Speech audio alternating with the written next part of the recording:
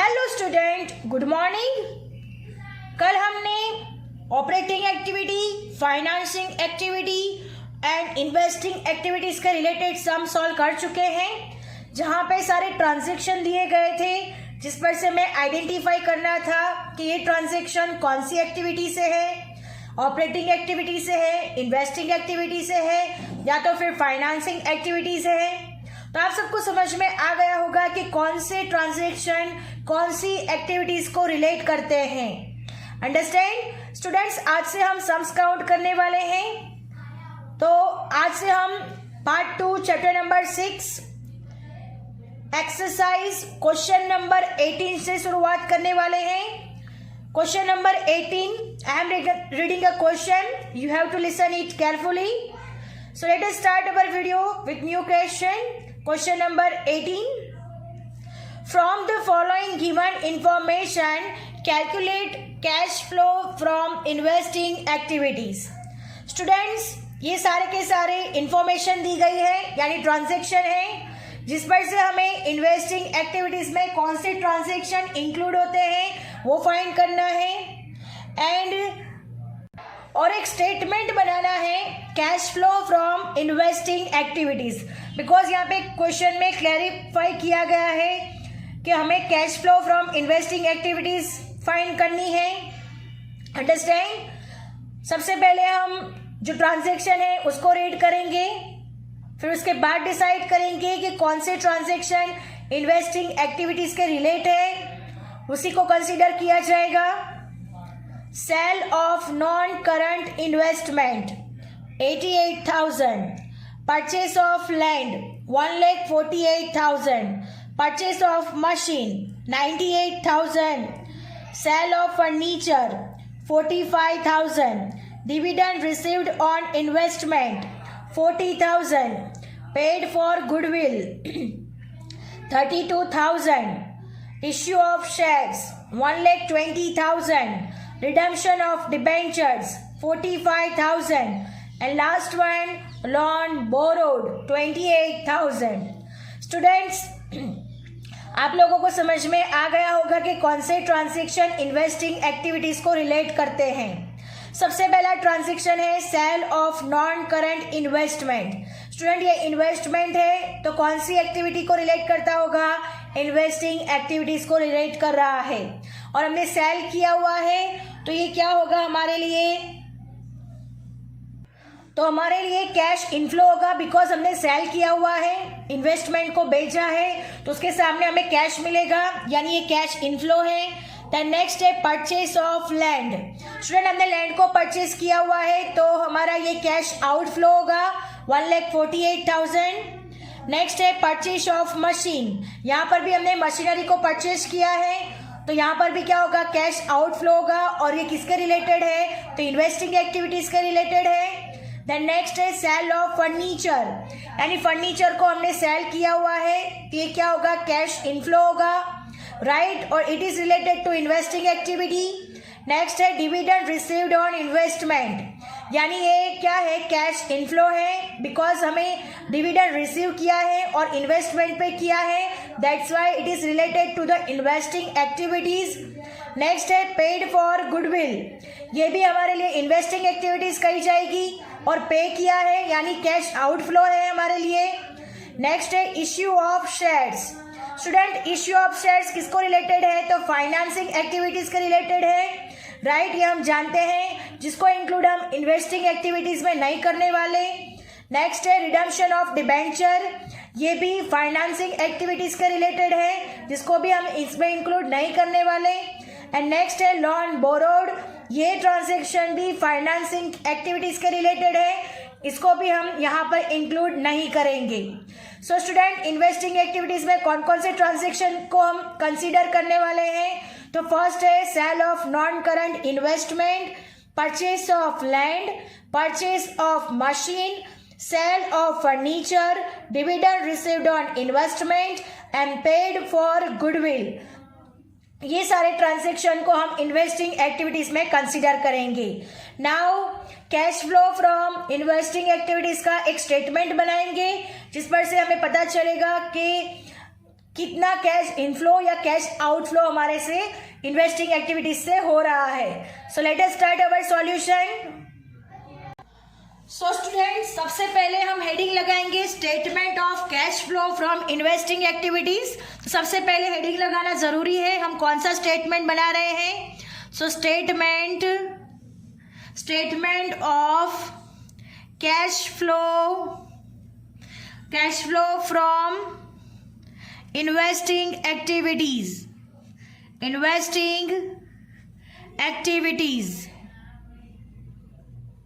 Understand?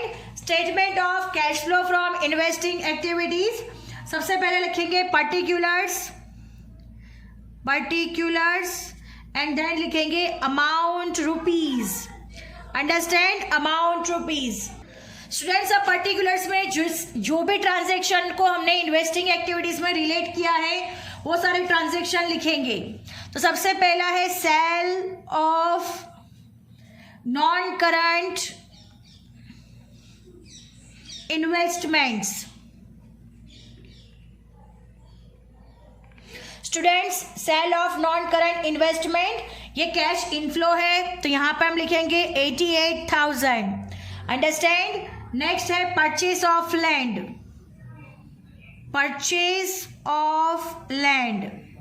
Students, purchase of land हमारा cash outflow है, इसीलिए हम ये अमाउंट को ब्रैकेट में लिखेंगे 1,48,000 in bracket, because amount shown in brackets are cash outflow and amounts other than bracket are show cash flow. Understand? जो bracket में अमाउंट होगा वो हमें क्या दिखाएगा? Cash outflow. जो ब्रैकेट में अमाउंट है वो क्या दिखा रहा है? हमें कैश आउटफ्लो.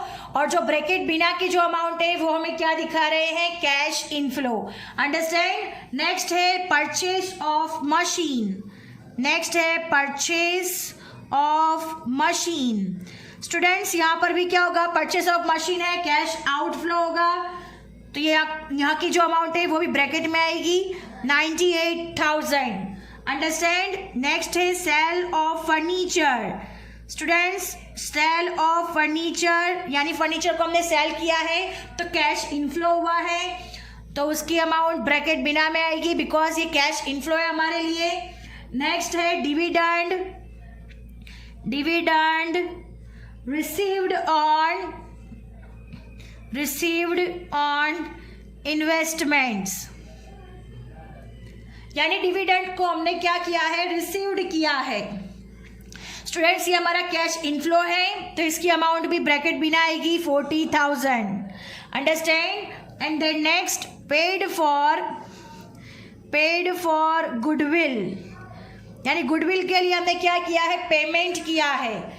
सो स्टूडेंट्स, ये हमारा क्या है? कैश आउटफ्लो है. यहाँ पे लिखेंगे 32,000. अंडरस्टैंड? स्टूडेंट्स, हमने के सारी डिजिट्स यहाँ पे लिख दी है. Again amount shown in bracket are show cash outflow. जो अमाउंट ब्रैकेट में है वो क्या दिखा रहा है हमें? Cash outflow. And amount other than brackets are cash flow. तो स्टूडेंट्स, ये हो गया हमारा इन्वेस्टिंग एक्टिविटीज के सारे ट्रांजेक्शन. जो दूसरे 3 ट्रांजेक्शन है, issue of shares, redemption of debenture and loan borrowed transaction are financing activities. वो सारे के सारे ट्रांजेक्शन किसके रिलेटेड है? फाइनेंसिंग एक्टिविटीज के रिलेटेड है, जिसको यहाँ पे कंसिडर नहीं किया जाएगा. अंडरस्टैंड? स्टूडेंट्स, अब हम इसे सॉल्यूशन करना है, तो कैसे सॉल्यूशन करेंगे? तो जो ब्रैकेट में अमाउंट है उसका पहले प्लस करेंगे और जो ब्रैकेट बिना के अमाउंट है उसको प्लस करेंगे. मैं 2 मेथड्स दिखाऊंगी, आप दोनों में से कोई भी मेथड को अप्लाई कर सकते हैं. स्टूडेंट्स, जो ब्रैकेट में अमाउंट है वो हम यहाँ पे लिखते हैं 1,48,000. देन नेक्स्ट है 98,000, राइट. एंड नेक्स्ट है 32,000, जो हमें क्या दिखा रहा है? Cash outflow, right. ये सारी की सारी अमाउंट हमें कैश आउटफ्लो. देन नेक्स्ट है 88,000 without bracket 45,000. And then next है 40,000, ये हमारे दिखा रहा है कैश इनफ्लो.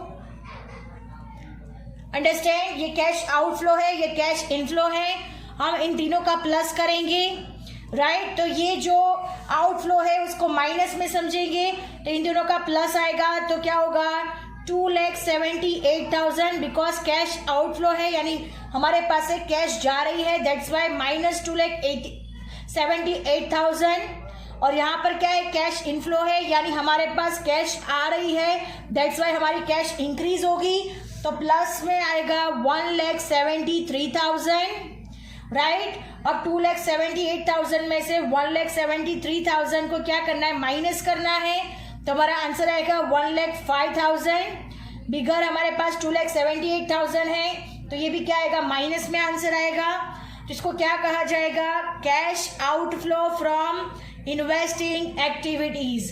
तो ये क्या हो गया, cash outflow from investing activities. अगर यहाँ पे प्लस में आंसर आता है तो इसको क्या कहा जाएगा, cash inflow from investing activities. Understand, यहाँ पे माइनस में आंसर आ रहा है, that's why cash outflow from investing activities. Understand. So students, अब हम आंसर लिख देते हैं, ब्रैकेट में लिखेंगे 1,05,000 एंड क्या लिखेंगे उसके आगे, cash outflow from investing activities. Understand. So students, अब हम आंसर लिखते हैं, cash outflow from investing activities. Understand. कितना आंसर आ रहा है, ब्रैकेट में 1,05,000। Understand. So student, our sum is over here. अब मैं नेक्स्ट दूसरी मेथड भी आपको दिखा देती हूँ ताकि आपको फिर से अगर ऐसे काउंट करना है तो आप ऐसे भी काउंट कर सकते हो। So look at here student, ये हमारा कैलसी है। सबसे पहले 88,000 है जो प्लस में है, जिसको हम लिखेंगे 88,000 जो प्लस में लिखेंगे। उसके बाद 1,48,000 माइनस में है तो माइनस करेंगे 1,48,000 इज इक्वल टू का साइन करेंगे तो -60,000 आएगा। उसके बाद अगेन माइनस है 98,000, जहाँ पे फिर से माइनस करेंगे 98,000, जहाँ पे आंसर आएगा 1,58,000। देन नेक्स्ट प्लस 45,000, यहाँ पे फिर से प्लस करेंगे 45,000 इज इक्वल टू की साइन करेंगे तो 1,13,000। फिर उसमें क्या करना है, प्लस 40,000 प्लस करना है स्टूडेंट्स, प्लस 40,000 प्लस करेंगे तो आंसर आएगा -73,000। देन नेक्स्ट है -32,000, फिर से हमें माइनस करना है तो -32,000 यानी आंसर आएगा 1,05,000। आप लोग देख सकते हो माइनस में 1,05,000 और यहाँ पर भी है -1,05,000। सो स्टूडेंट्स, ये हमारे लिए क्या हो गया, cash outflow from investing activities. So student, our sum is over here. I hope you understand it very well. आपको समझ में आ गया होगा कि अगर इन्वेस्टिंग एक्टिविटीज़ का सम हमें आस्क किया जाए एग्जाम में तो हमें सिर्फ इन्वेस्टिंग एक्टिविटीज़ को ही कंसीडर करना है और उसमें से कैश इनफ्लो और कैश आउटफ्लो को हमें ऐसे दिखाना है और फिर प्लस और माइनस करके जो भी आंसर आता है उसको नीचे लिखना है। या तो कैश आउटफ्लो आंसर आएगा या तो कैश इनफ्लो आएगा। अगर यहाँ पे प्लस में आंसर आता है तो ये क्या हो जाएगा, हमारे लिए कैश इनफ्लो हो जाएगा। अंडरस्टैंड। और यहाँ पर माइनस में आंसर आ रहा है, दैट्स वाई ये हमारे लिए क्या है, कैश आउटफ्लो है। Understand. So student, our sum is over here and lecture is also over here. I hope you understand it very well. कल फिर मिलेंगे। Thank you students.